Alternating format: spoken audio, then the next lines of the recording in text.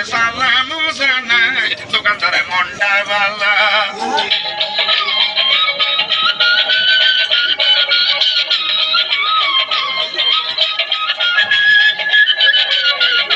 জহির বাড়ি মন্ডা বালা বর্তমানে মান্দারি বাজারে ভাই উত্তর মাথায় সাইয়ের দোকানে যার তুলনা নাই খাইলে লাগে বালা